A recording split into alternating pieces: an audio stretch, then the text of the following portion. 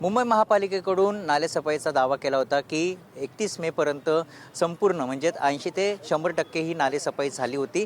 मात्र सध्या मी मिठी नदी परिसरामध्ये आहे ना, ह्या ठिकाणी जर आपण बघितलं मोठ्या प्रमाणात गाळ आणि घाणीचं साम्राज्य या ठिकाणी पाहायला मिळत आहेत। मुंबई महापालिकेने जो दावा केला तो अखेर पोलखोल ठरला आणि त्यासाठी आता मनसेचे नेते आणि नगरसेवक यशवंत किल्लेदार हे स्वतः या रिएलिटी चेकसाठी त्यांनी मिठी नदीमध्ये स्पीड बोटच्या सहाय्याने या ठिकाणी त्यांनी या संपूर्ण मिठी नदीची पाहणी करत आहेत। कारण की मिठी नदीला अनेक छोटे मोठे नाले हे जोडले जातात। मात्र समोर जर आपण बघितलं जो नाला आहे तो संपूर्ण चॉकअप झालेला आहे, संपूर्ण घाणीचं साम्राज्य गाळ त्या ठिकाणी पाहायला मिळत आहेत।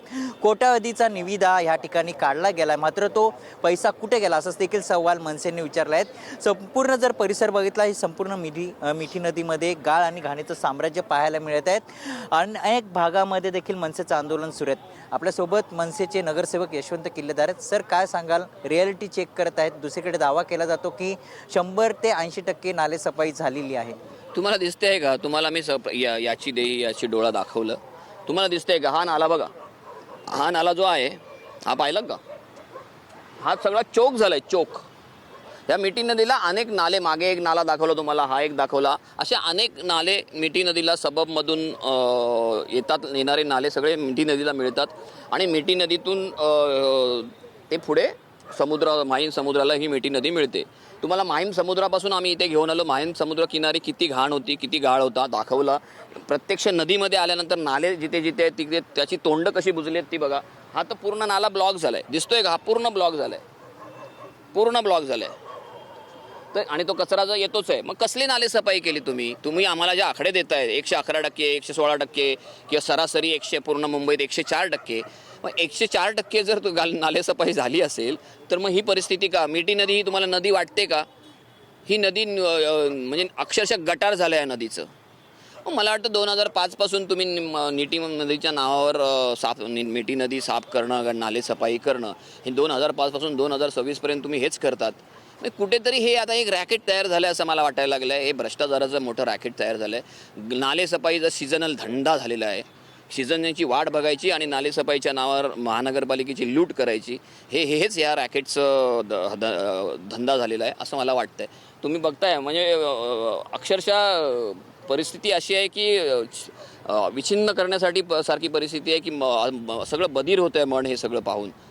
आपण जर बघितलं नालेसफाईच्या आधी त्यांनी पाहणी दौरा देखील केला होता अनेक भागांमध्ये जाऊन।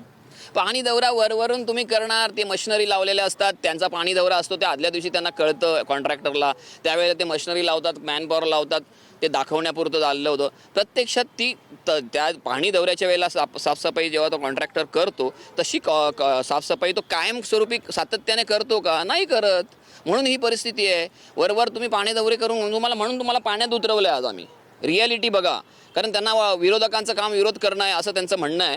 तर मला वाटतं की विरोधकांचं काम विरोध करणं नाही, म्हणून तुम्हाला दाखवायला आलो की रिॲलिटी काय आहे। तुम्ही तिसरं स्तंभ आहेत, माध्यमं म्हणजे तिसरा स्तंभ आपण मानतो, तर तिसऱ्या स्तंभाने त्याचा लेखाजोगा करावा। बघा तुम्हाला काय दिसतंय का? जर ही परिस्थिती चांगली नाही, मुंबईकरांनी टॅक्सपेअरने तुम्हाला टॅक्सपेअरच्या पैशातून तुम्ही हे सगळे करोड रुपयाची नासधूस करताय, भ्रष्टाचार करताय आणि मुंबईकरांना जर चुकून 2, 2.5, 3 तास मुसळधार पाऊस कंटिन्यू पडला तर मुंबईची तुंबई होणार आणि सफर कोण होणार? मुंबईकर होणार आहे। भ्रष्टाचार करणारे, पैसे कमवणारे पैसे कमवत आहेत, ज्यांच्या पैशातून हे कमवलं जाते किंवा केलं जातं आहे त्यांना मात्र ह्यांना सफर व्हावं लागतं आहे। यावर्षी देखील पावसाच्या ह्याच्यामध्ये मुंबईची तुंबी होणार? हो, मी म्हटलं ना तुम्हाला, म्हणजे 26 जुलैच्या पावसाची गरजच नाही।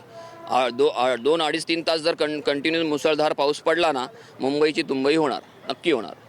नक्कीच हे होते आपल्यासोबत मनसेचे नगरसेवक यशवंत किल्लेदार। संपूर्ण जर मिठी नदी जर आपण बघितलं तर मिठी नदीचं अक्षरशः गटार गंगा बनले असं देखील मनसेचे नगरसेवक यांनी म्हटलंय। त्यामुळे ह्या मिठी नदीमध्ये अनेक भ्रष्टाचारी लोक आहेत आणि भ्रष्टाचार होत आहे असं देखील आरोप त्यांनी केला आहे।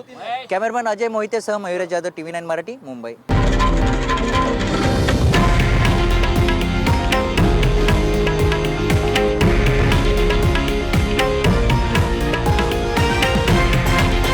हे आहे देशातील नंबर 1 न्यूज नेटवर्क आणि आपण पाहत आहात TV9 मराठी, एकमेव।